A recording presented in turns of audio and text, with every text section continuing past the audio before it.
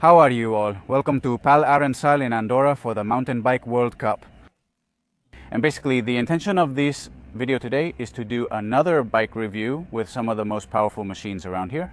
And also to get a little bit involved with some of the teams to find out what's going on inside of each of these amazing trucks they have. Come with me, you're going to like it. Alvaro, how are you? How's it going? How are you? It's always great to see you. As a mechanical expert, I have a quick question. We're at the World Cup with the highest altitude, right? Yes, we're likely at the highest one. We've also had years of intense heat, sometimes suddenly. The temperature drops, a cloud comes, a storm hits, and the temperature drops 20 degrees. Do these two factors change the setups you might use from other races? Well, yes, they do modify it. The altitude, the difference is that in the end you have to take the pressures up here. If you take them up here, it doesn't have as much of an effect. The difference in temperature, whether it's hot or cold, does have an effect.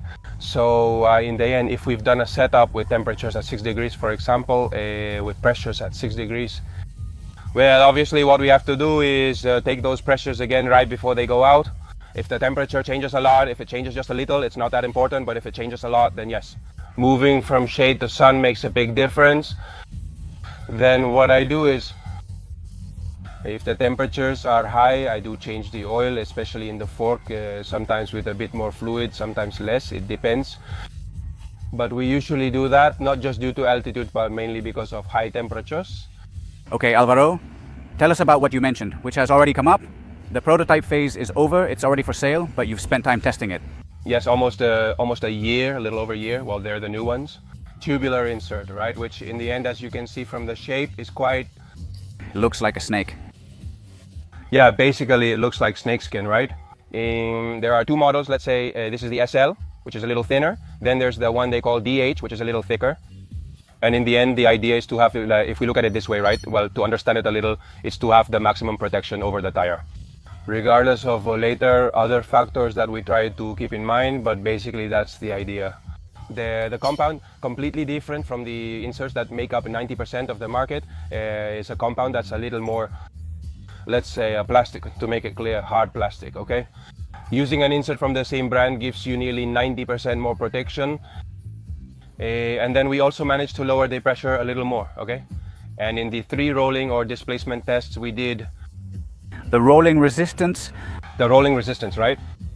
It's also lower than with a regular insert, but above all, the power to lower the pressure a little more, which is ultimately what you're looking for with the insert, regardless of the fact that it doesn't get a flat. Can you tell me the weight number? Yes, this one, which is the SL, it comes to around, they're not exact all the same, but around 90 grams. And the one that weighs a little more, the one that's a bit thicker, is around 110 grams, 120, somewhere around there, approximately. Its composition prevents it from absorbing any latex, which is a useful feature. Of course, this doesn't look like it would absorb any liquid. It doesn't absorb any latex. That's a problem we did have with other inserts, because in the end they start to pick up 30 or 40 grams more just from absorbing the latex. And not only that, but in the end the cover is left without latex. Okay, with this nothing happens. The liquid must flow due to these shapes. Yes, exactly. It's easy to inflate the tire because of the channel in the middle. It goes inside the rim up to here. Look at the channel. It flows from any side, so the liquid stays inside and outside without issue. With a regular one, you know that if you have any problem with the rim tape, it usually doesn't seal. With this one, the tire, that's one of the things we ask for, that in the end it seals. Both on the tire and what is, if there's any problem from underneath in the rim area. And you guys? I suppose it depends on the biker and the track. Are you mounting it on the front, back, or both wheels? It depends on the track, but for example in Andorra, today for the first training day we'll mount it on the front and back. The lighter one goes in front. Usually we mount it on both the front and back, though some riders avoid using it on the front. We'll run several tests. Here we have one of the bikes from probably one of the strongest bikers in the World Cup. It's Lucas's bike. Let's see, me with German last names, Schwarzbauer. I don't know if I pronounced it very well, but anyway, we all know him because he's an absolute beast in the World Cup. And maybe you can't notice many interesting details at first glance, but Alvaro, the mechanic, told me that it has some very interesting features. To begin with, we're talking about a size S bike with a 90mm stem and 170mm crank arms. For a rider nearly 1.8 meters tall, size S. We know that canyon sizes are relatively large for mountain bikes, but still it's surprising that he's riding a size S, isn't it? I really want to understand that he's looking for a short bike with short wheelbase, very agile, very responsive, right? On the other hand, he told us that they're testing a lot of things in terms of tuning, suspensions, to the point that, of course, all of this is internal and you can't really notice it. But look, he has some data here covered up, hidden, because they're already testing a lot of things for suspensions that apparently are supposed to come in the next seasons. And he's using a 36 tooth chainring. Usually he uses a 38. But this course has some pretty tough climbs, so a lot of riders choose to go with a slightly smaller chainring option. And Alvaro also told us that this rider usually runs wheel tension that's double what any other rider would normally use. We can imagine that it feels, as I mentioned before, like a super responsive bike. A bike that's looking for much more that ability to accelerate it quickly, and maybe not just comfort or absorption. Not only the wheels with high spoke tension, but also the overall setup. And finally, one detail I would highlight, which I don't know to what extent that's something specific to Luca, which is this small granulation, this little texture that both sides of the handlebar have in the central part. He's a biker who really likes when he's in first position. He places his hands in the center to be as aerodynamically efficient as possible against the wind, even on short, flat sections. And while having this texture here always helps to have a little more grip, right? When you have your hands outside of what would be the end grips. What else can I tell you? Tires, they're using the Espobli's Rick X Seat 2.40 Pro on the back with a tread pattern that's very low and very fast. And here we have Mr. Coloma, who has slipped in between us. What's up, champ? How's it going? Good? Are you going to be a coach, teaching technique now? I'll see if I can.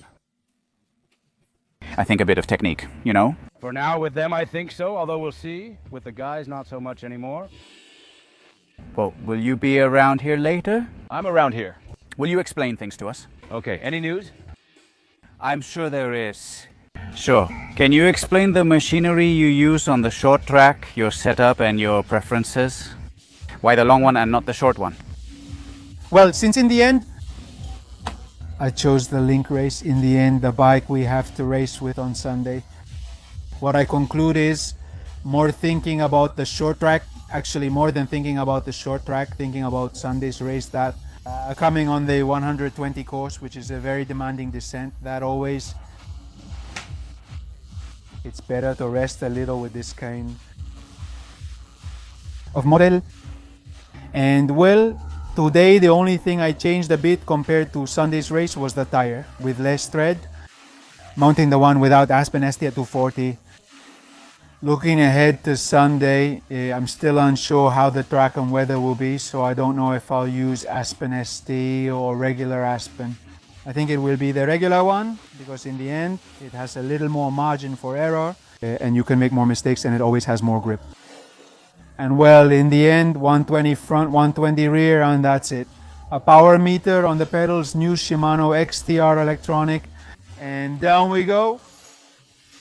What I'm wondering is, if you could have chosen bikes just for the short track, would you have picked the short travel one, the SLS? Yes, most likely yes. If I had had the option to choose two bikes, we would have taken the one with 110 travel and 80 in the rear. But well, I think that in the end it's a Compromise there. more of a commitment to the mechanics than anything else, because if we had that option, it would be a mess.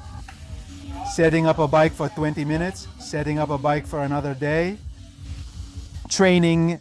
The Union Cycliste International has been wild lately. If it becomes like road racing, maybe next year you'll get to choose in the short track and race. I don't think so. In the end, there's been a lot of debate about it, and I don't think so. And in the end, there won't be much craziness with that in mountain biking in that regard. Let's discuss a few small details we've noticed.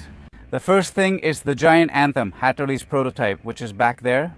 I'm telling you, it's a fully finished bike, not a prototype. I think it'll hit the market soon. And the first thing is that Alan isn't using the cockpit we saw at Eurobike on the bike, but instead he's using a combination. Pro bikes often use separate stems and handlebars for precise biomechanical adjustments. We can confirm that on this new model, the internal cable routing enters from the top of the head tube, not the sides. And the other interesting thing I've noticed around here, let's see, I think they've hidden it now. It's that we have Evie Richards, the world champion,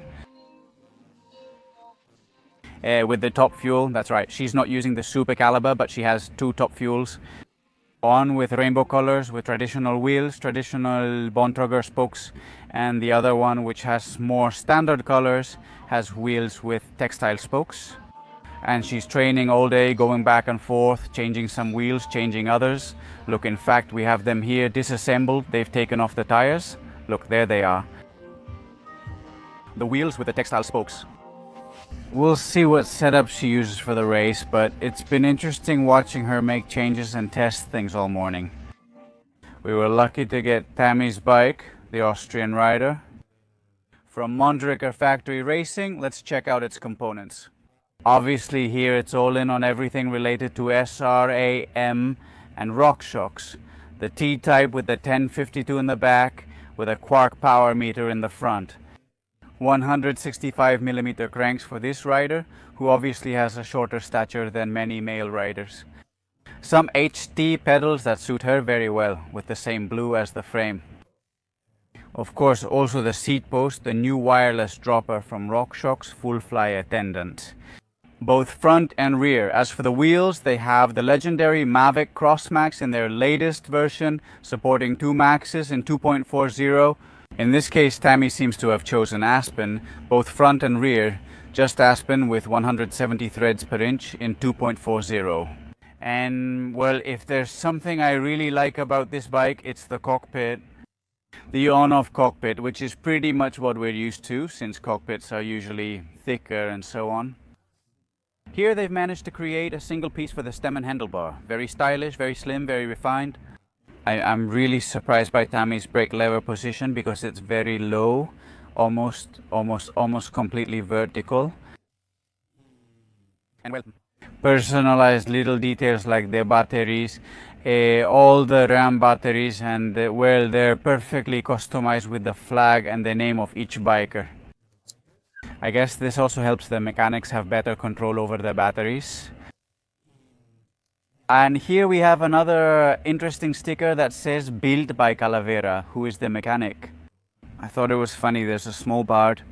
In the end, the mechanics take care of the bikes every day. They assemble them, disassemble them, give them special attention, and I think it makes a lot of sense that they can have a little bit of their signature on them.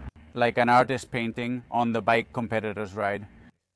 And two more notes. First of all, the new brakes, well, they've been on the market for a while now, but anyway, they're the new motif from Ram. 4 pistons and finally mineral oil, with a very different feel from what we were used to until now from Ram.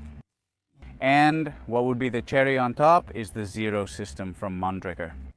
As you can see, double linkage, one made of carbon on top, another made of aluminum on the bottom, and one of the few systems in the world that's capable of compressing the shock from both ends.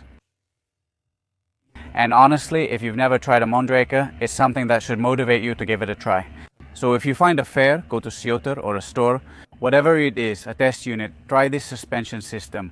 It's truly out of this world and unlike anything else. Let me know in the comments which bike you liked most. And above all, I hope you give the video a big like and hit the subscribe button if you haven't done it yet. See you next time. Be happy. Bye.